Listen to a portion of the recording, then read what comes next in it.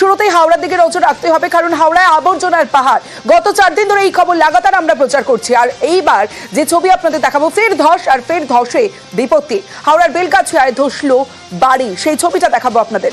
উত্তর হাওড়ার বেলগাছিয়ায় ভেঙে পড়লো বাড়ি। ডাম্পিং গ্রাউন্ডে নতুন করে আবর্জনা ফেলা হচ্ছে, আর সেখানে আবার ধস, আর সেই ধসে হাওড়ায় আবর্জনার পাহাড়, ধসে ফের বিপত্তি। হাওড়ার বেলগাছিয়ায় ধসলো বাড়ি, উত্তর হাওড়ার বেলগাছিয়ায় ভেঙে পড়লো বাড়ি। যে ছবি আপনারা দেখছেন, ভাঙা বাড়ির ছবি আপনাদের দেখাচ্ছি। ডাম্পিং গ্রাউন্ডে নতুন করে আবর্জনা ফেলা হচ্ছে। গতকালও নতুন করে যখন আবর্জনা ফেলা হচ্ছিল, আমরা বিক্ষোভের ছবি দেখেছি, স্থানীয়রা তারা বিক্ষোভ দেখাচ্ছিলেন। সরাসরি চলে যাব, রৌনক রয়েছে আমার সঙ্গে, রৌনকের সঙ্গে কথা বলবো। রৌনক, এই যে এত অঘটন ঘটছে, রাস্তায় ধস, ল্যাম্পপোস্ট পড়ে যাওয়ার ছবি আমরা দেখিয়েছিলাম গতকালও নিউজ 18 বাংলায়, অন্যত্র সরানো হচ্ছে বাসিন্দাদের, তারপরেও ফের আবর্জনা ফেলা হচ্ছে কেন? আর এই যে বাড়ি যখন ধসে পড়লো, ভেঙে পড়লো, সেই বাড়ির লোকজনকে এখন কোথায় রাখা হয়েছে, কি আপডেট?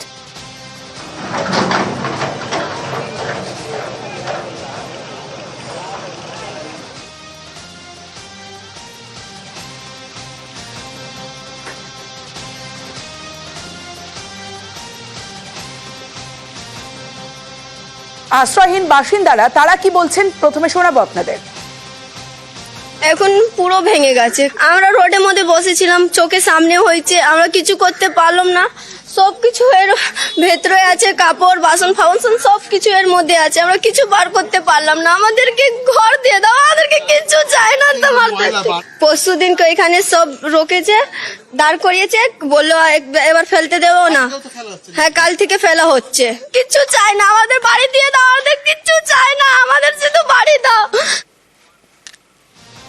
হাওড়ার বেলগাছিয়ায় আবর্জনার ধসে রীতিমতো দুর্ভোগ। আজও বেলগাছিয়ায় ফেলা হচ্ছে আবর্জনা। ডাম্পিং গ্রাউন্ডে ময়লা ফেলা নিয়ে দফায় দফায় ক্ষোভ, তারপরেও ময়লা ফেলা হচ্ছে, আজও ময়লা ফেলা হচ্ছে। গতকাল কেউ দফায় দফায় ক্ষোভ আমরা দেখেছিলাম, আজও ফের বেলগাছিয়ায় চলছে ময়লা ফেলার কাজ। এলাকা পরিদর্শনে বিশেষজ্ঞরা, আর প্রতিনিধি দলকে ঘিরে এলাকাবাসীদের রীতিমতো বিক্ষোভ। বিকেলে পুলিশকে ঘিরেও ফের বিক্ষোভ স্থানীয়দের। তার আগে আপনাদের দেখাচ্ছি যে ছবি, প্রতিনিধি দল যে বিশেষজ্ঞ পরিদর্শনে যান, বিশেষজ্ঞরা তাদের ঘিরে বিক্ষোভ দেখান স্থানীয় মহিলারা।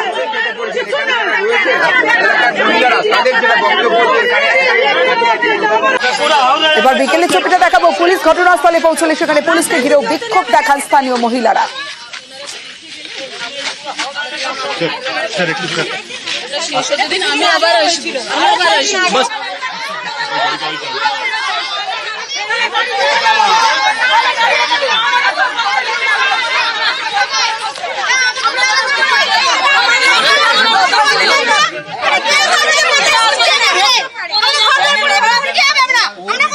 আপনিও না, গ্যারান্টি যারা নেওয়ার তারা এসে ঘুরে গেছে, দেখে গেছে যা যা বলার। ঘুরে গিয়ে কি হচ্ছে, কিছুই তো সমাধান হচ্ছে না। আমাদের জলের পাচ্ছি না, নোংরা জল আসছে। কোনটা থেকে নোংরা জল আসছে? এই তো কালকে একটা জলে বসে নোংরা জল পড়েছে। সাথে কথা বলুন, এইটা সমাধান কিন্তু একদিনে আপনারা বলবেন, এসে কমিশনার এসে বলে দিয়ে চলে যাবেন, হয় না। একজন আজকে সব বুঝতে হবে, আজকে কি বললেন উনি, সব সিনিয়র যারা আছেন ওনারা এসেছিলেন, ঠিক আছে, মানে এটা তো ইঞ্জিনিয়ারদেরকে, সায়েন্টিস্টদেরকে তাদেরকে বলতে হবে, এটা তো IAS IPS অফিসাররা বলবে না। ও বলবে কি, বলবে না, ওরা এসে দেখে গেছে, ও কোঅর্ডিনেট করছে।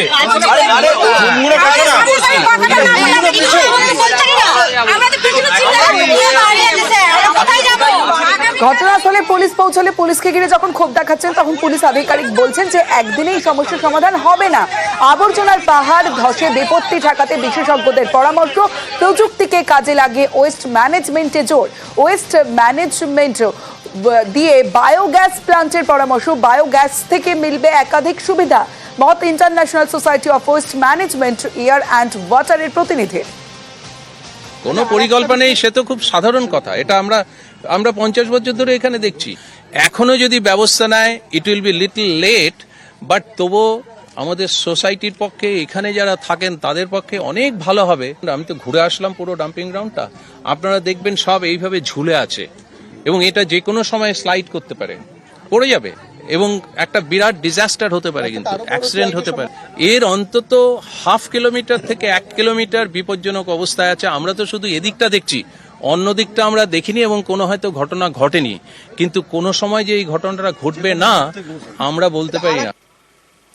হাওড়ার বেলগাছে পরিকল্পনাহীনভাবে ডাম্পিং গ্রাউন্ড ব্যবহারে বিপত্তি, ফাউন্ডেশন না থাকায় বাড়ে সমস্যা। আবর্জনার পাহাড়ে তৈরি হয় মিথেন গ্যাস থেকে আগুনে আরো বিপদ। অবিলম্বে ডাম্পিং গ্রাউন্ড বন্ধ না করলে আরো বড় বিপদের আশঙ্কা, মত international society of waste management air and ওয়াটারের প্রতিনিধিদের। আমি এক কথায় যদি বলতে পারি তাহলে এটা বিভৎস, এবং এখন যা হয়েছে নেক্সট কয়েকদিনের জন্য আমাদের অপেক্ষা করতে হবে আরো বড় কোনো ঘটনা ঘটা।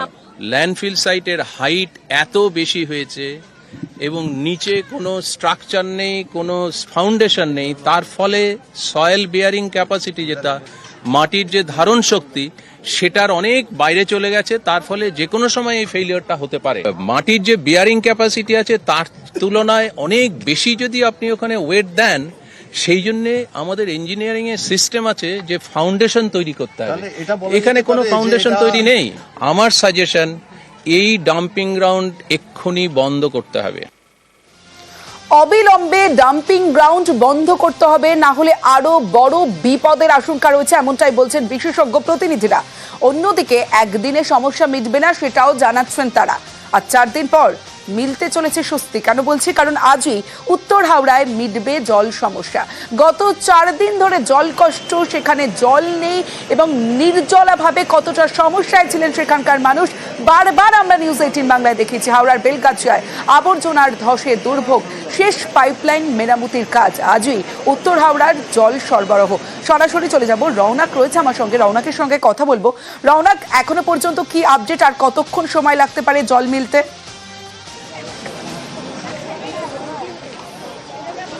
দেখো, একেবারে উত্তর হাওড়ার বিধায়ক তিনি যেমনটা জানিয়েছিলেন যে 5:30টার পর থেকে কিন্তু এই যে 14টি ওয়ার্ড যেখানে জল সংকট দেখা গেছিল তারা জল পাবে। ইতিমধ্যে মেরামতির যে কাজ, পাইপলাইন, সেই মেরামতির কাজ সম্পন্ন হয়েছে। এক প্রস্তর জল কিন্তু ছাড়া হয়েছে পদ্মপুকুর ওয়াটার প্ল্যান্ট থেকে, এবং বেশ 2 ঘন্টা মতো প্রায় ঘোলা জল বেরোচ্ছিল। তারপরই কিন্তু সেই জলগুলি এই 14টি ওয়ার্ডের যে বাসিন্দারা তাদের ঘরে পৌঁছে যাবে, এবং 5:30টার পর থেকেই কিন্তু এই পরিস্থিত পানীয় জল তারা পাবেন। শুধুমাত্র যেটা জানা যাচ্ছে যে আগামী ডিসেম্বর পর্যন্ত এই যে পদ্মপুকুরের যে ওয়াটার প্ল্যান্ট সেখান থেকেই জল সরবরাহ করা হবে, এবং এখানকার যে পাইপ ফেটে বিপত্তি, এই পাইপ মেরামতির কাজ কিন্তু কোনো মতে আর করা সম্ভব নয়। অর্থাৎ অন্য পথে যে বিকল্প পথ হাওড়া পৌরসভা ভেবেছিল, সেই বিকল্প পথই কিন্তু একেবারে শুরু হওয়ার পথ হলো। কারণ পদ্মপুকুর ওয়াটার প্ল্যান্ট থেকে জল নিয়ে এসে উত্তর হাওড়া যে 14টি ওয়ার্ড, সেই 14টি ওয়ার্ডে দেওয়া হচ্ছে, এবং 5:30টার পর থেকে কিন্তু প্রত্যেকটি ওয়ার্ডে জল পৌঁছে যাবে, এমনটাই বিধায়ক জানিয়েছে। ইতিমধ্যে যে জল ছাড়ার প্রক্রিয়া, সেই জল ছাড়ার প্রক্রিয়া শুরু হয়ে গেছে। প্রাথমিকভাবে কিছুটা ঘোলাটে জল আসলেও যেটা জানা যাচ্ছে কিছুক্ষণের মধ্যেই কিন্তু বাড়ি বাড়িতে সেই পরিস্থিত পানীয় জল পৌঁছে যাবে, এবং যে পরিমাণ জল ছাড়া হবে তাতে কিন্তু পর্যাপ্তই জল থাকবে। অর্থাৎ কোনো রকমভাবেই জল নিয়ে আর সংকটে পড়তে হবে না হাওড়ার বাসিন্দাদের, এমনটাই কিন্তু প্রশাসনের তরফে জানানো হচ্ছে। এবং আগামীতে যাতে এরকম ধরনের ঘটনা ঘটলেও একটা এমার্জেন্সি পারপাসে তারা একেবারে ঠিক থাকতে পারে, এবং এই ধরনের ঘটনা যাতে তারা মোকাবিলা করতে পারে সেই নিয়েও কিন্তু পদক্ষেপ নেওয়া হবে। অর্থাৎ এই যে পাইপলাইন মেরামতির কাজ তা সম্পন্ন, জল ছাড়ার প্রক্রিয়া কিন্তু সম্পন্ন হয়ে গেছে। আর কিছুক্ষণের অপেক্ষা, তারপরই কিন্তু এই 14টি ওয়ার্ডে যারা জল সংকটে ভুগছিল প্রত্যেকটি বাড়িতে পরিস্থিত পানীয় জল পৌঁছে যাবে, এমনটাই জানাচ্ছে প্রশাসন। বেশ, রওনাক সঙ্গে থাকো।